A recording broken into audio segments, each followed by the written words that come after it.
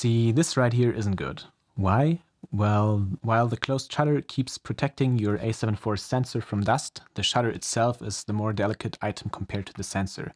It's an incredibly thin piece of metal moving at fractions of a second, so even the slightest denting or bending due to an accidental touch would make it unusable, and it's pretty expensive to repair.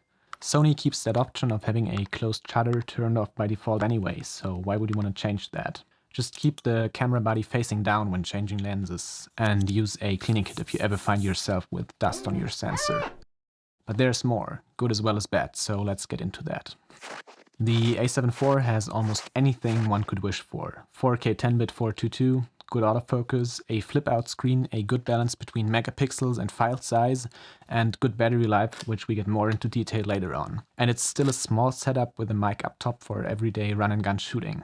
The A7IV's body looks exactly like the A7S3, except for your mode dial up top. And this is something I really love. Sony added another layer to the mode dial and took away the video mode from the original design.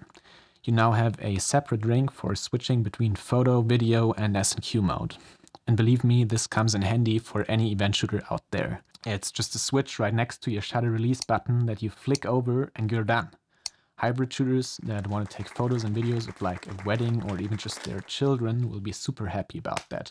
You'll never miss another important moment due to wrong modes ever again. And the A7IV even remembers the different settings for each of those modes when you switch back and forth.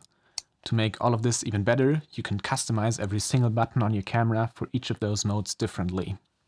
While we're in video mode, let's talk about the video specs. The A7IV supports internal 4K 10-bit video at data rates of up to 600 megabits per second.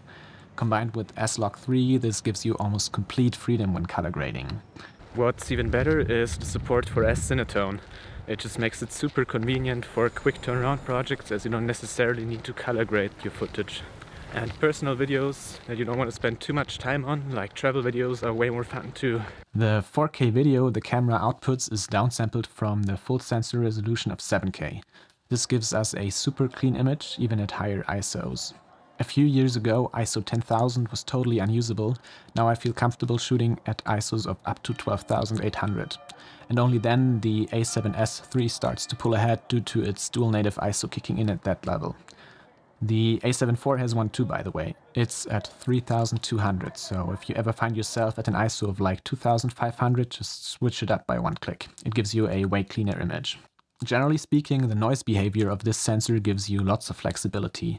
When using the camera outside for vlogging or any other kind of video content, it's super convenient to just set your shutter and aperture and let the ISO do its thing. That way you can leave your variable ND the way it is and the camera does it all for you.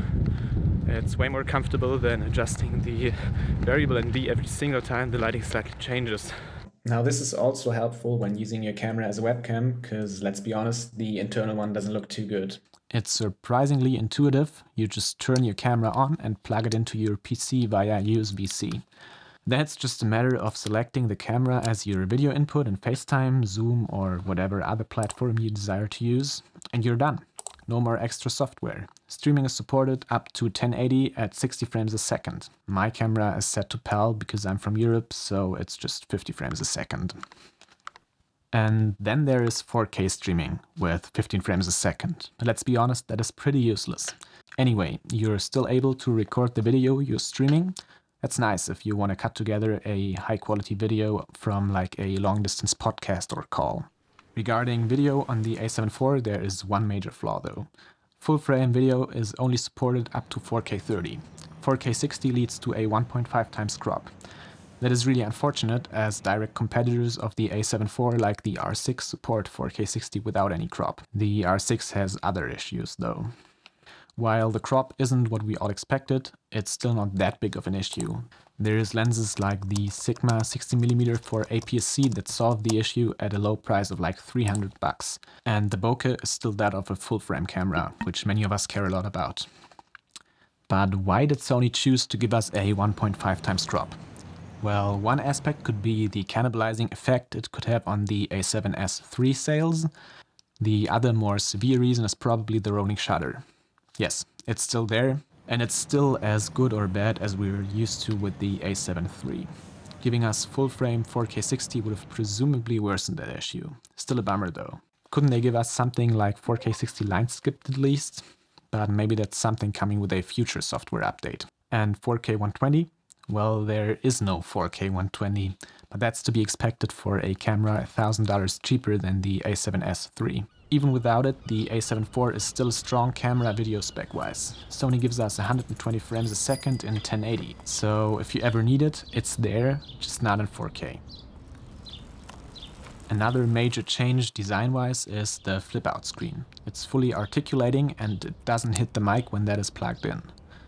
Additionally, there is a headphone jack for monitoring and a full-size HDMI on the side for tethering to your computer or connecting an external recorder to the camera. I also didn't experience any issues with overheating. The A7 IV has no recording limits, so you could technically test it to the limit under hot summer conditions, but at the moment it's winter, so that will have to wait for now. Battery life is good as well. You get over 2 hours of constant 4K 30 shooting out of a NPF battery, or about 500 images. Another new feature of the A7 IV is focus mapping. It shows you areas that are out of focus by coloring them either in orange or blue.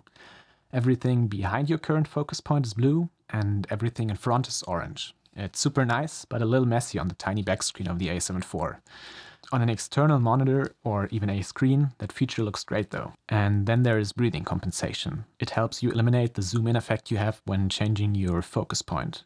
It only works with a few native lenses though, mainly G Masters. Now, I don't have any of those, but I manually cropped in DaVinci to show you the theoretical effect it would have on your footage. In this shot you can see how videos look with active stabilization turned on. And this is without. The IBIS has an improved 5.5 stops. Another even better function is that the camera saves the gyro data of your clips. This allows you to stabilize the footage in post. It does this by cropping in, so you lose about 10 to 15% of your frame depending on your settings and Sony software, but you end up with really smooth footage. I like it, but consider the additional crop it adds when shooting in 4K 60.